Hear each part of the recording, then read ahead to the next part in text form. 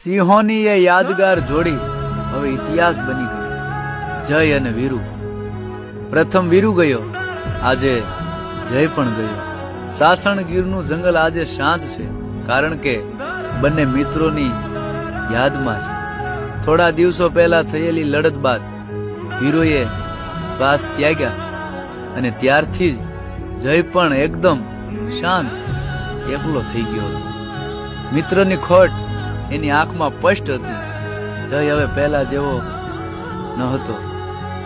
એ જ શાંતિ શ્રીધાળ આજે જયની અંતિમ દહાડ બની.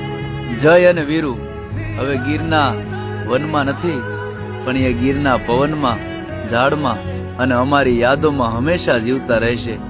તેમના સાથ, શૌર્ય અને ભાઈચારો હવે એક વારસો છે. જય જે કદી ન હારતો આજે મિત્રની યાદમાં હારી ગયો.